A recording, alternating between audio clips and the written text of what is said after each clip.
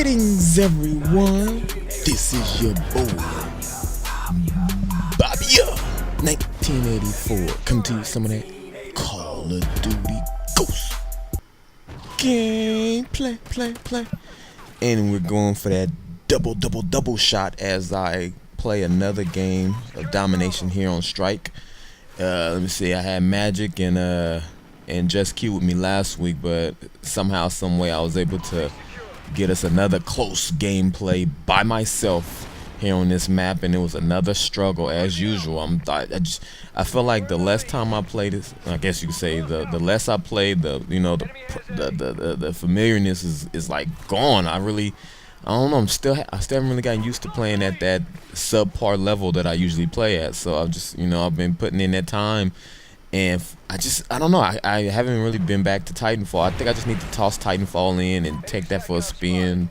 I just feel with Call of Duty Ghosts, man, I can just play. I can just get on by myself, run a few matches, rage out here and there, and be done with it. Whereas Titanfall, I think I need more people to play with, for me to really get in and enjoy it. I need a team of people to play with. But I don't know. We're playing Ghosts, and I know you guys are getting tired of it, and I don't know, man.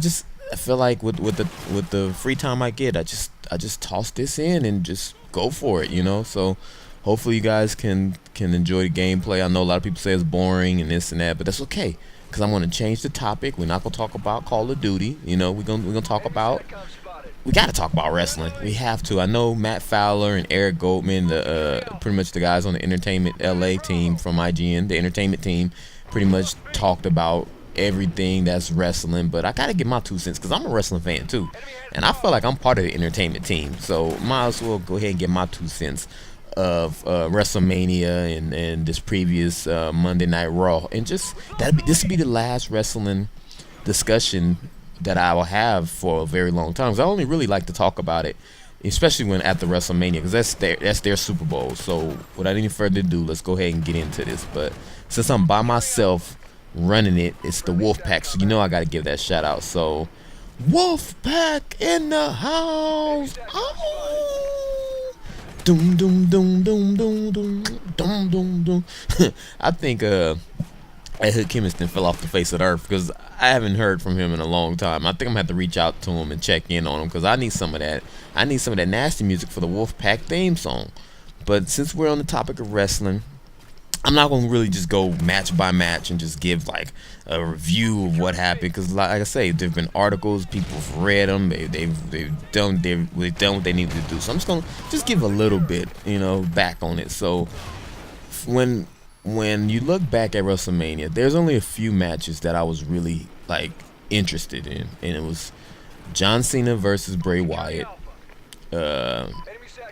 Daniel Bryan versus Triple H, and more. And we all knew Daniel Bryan was gonna make it into the triple threat match. So the triple threat match with Daniel Bryan, Randy Orton, and Dave Bautista, and last but not least, The Undertaker versus Brock Lesnar. So let's just start things off with John Cena versus Bray Wyatt, because I was a little confused about where they were going with that match. Now, I thought they did a decent job of building like the story, basically, especially Bray Wyatt, I guess, talking about the fakeness that John Cena is and how he's not really who he says he is and all of that. I kind of liked where they were going with that. My only issue was I didn't really want to see the whole John Cena battle his inner demons, whatever during the match. I really didn't want to see that. I wasn't interested in that. Like, I just wanted to see them wrestle. Like when Daniel Bryan and Bray Wyatt wrestled at SummerSlam. Was it SummerSlam or Royal Rumble? It was at the Royal Rumble. When they fought at the Royal Rumble, I just wanted that match, and it delivered what it needed to deliver. That's what I was expecting, but I guess you can't really compare Daniel Bryan and John Cena. Their wrestling abilities are not the same. But I wasn't happy with the outcome, because I really wanted I really wanted Bray Wyatt to win that match, because John Cena's had his 15 or 20 WrestleManias where he's won so many of those matches, and he's done his thing. It's like it's time for the younger cats to really move on. And I was thinking Bray Wyatt should have got that victory, so it can really catapult him higher, so his light can shine brighter. But after watching this last Monday Night Raw, it looks like it didn't matter if he won or lost, because Bray Wyatt is is really taking a hold of this, what they call the WWE universe. Like, he's really, really starting to shine. So even though I wasn't happy with the outcome of the match, I thought, hey, I guess they accomplished what they wanted to accomplish with Bray Wyatt. Even though he lost that WrestleMania match, he's getting that big like pop from the crowd. The crowd is really into him and his Wyatt clan, and I appreciate that. Now let's talk about, I guess we talk about the Undertaker versus Brock Lesnar. When that match was first announced, I remember saying, like, I wasn't really interested in that. I was like, and especially when Undertaker came back to Monday Night Raw, it's just like, man, he looks old. He looks like he can barely move. I was just like, and Brock Lesnar is, the beast incarnate. He's like, there's no way. I was just like, man, I don't see like, I even with SummerSlam, like in the real world, I just couldn't see the Undertaker stopping Brock Lesnar because he was just gonna be too much. And the match came, and I was just like, man, this match is slow, and it's just not really doing much for me. And you had 2 F5s and a tombstone and a couple of submission holds. I think that's what was happening. My stream, my WWE network was kind of having some issues. I don't know what was going on. Like, it didn't have any issues up until the Undertaker match. I guess everybody tuned in or something at that point, but it was freaking me out because I couldn't tell what was happening. It kept pausing for like 5 to 10 seconds at a time, and I was like, come on, I don't want to miss nothing. And then the inevitable came. Brock Lesnar got out of that. I guess he reversed. Did he reverse the tombstone and pick Undertaker up? And at that point, when he picked him up for that third F5, I saw it in Undertaker's eyes. He was not all there. Now, they announced that he suffered a severe concussion, and usually when I hear that from the WWE, I'm like, you're just kind of building the story, but excuse me, man, I'm dying here. I honestly believe that he had a concussion during that match, because Brock Lesnar is one of those cats. He's rough, dude. He don't, like, I heard people don't like working with him because the man is rough, cuz he just does his thing. Hold on, let me take a sip of this water. I'm dying in here. Okay, there we go. Now we're back. And like I was saying, when you just look at the Undertaker, he just looked like he wasn't all there. He looked like he was just out of it.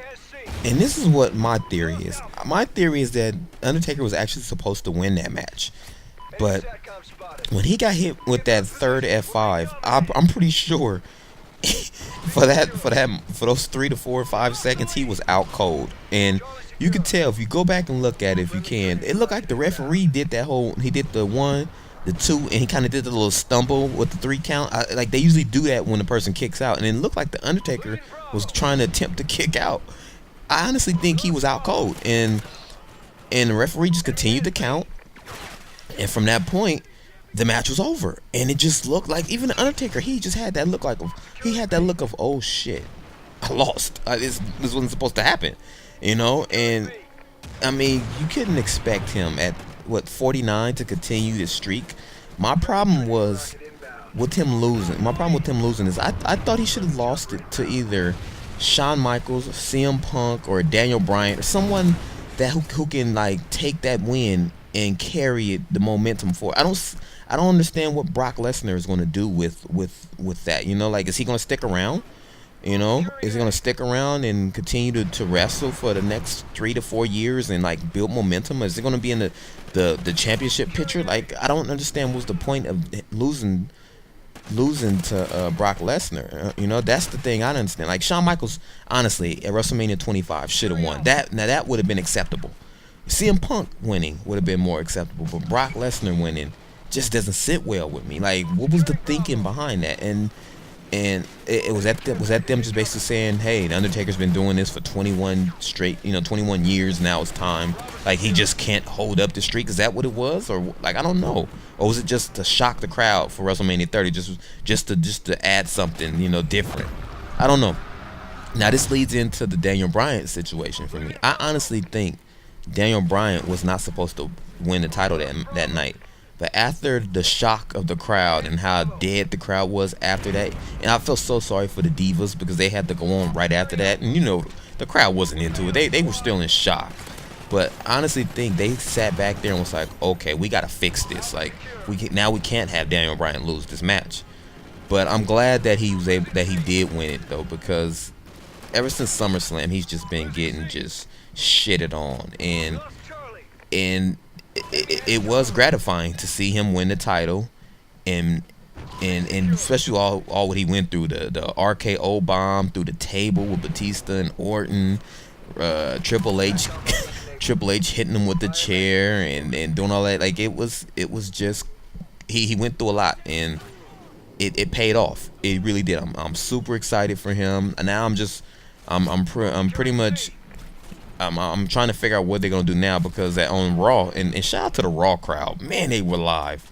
But I'm just trying to figure out what are they gonna do now. Like, is Triple H gonna form the Authority Revolution or Evolution now? Like, are they gonna have him and Batista and Randy Orton and Kane and all of them together trying to battle the Shield and Daniel Bryan? Like, what's gonna happen now? Like, I'm really interested to see where they go with that. But again, WrestleMania 30 wasn't great, but it had its moments, especially with The Undertaker losing and Daniel Bryan winning and doing the yes chant with all the fans. Like, they did their thing.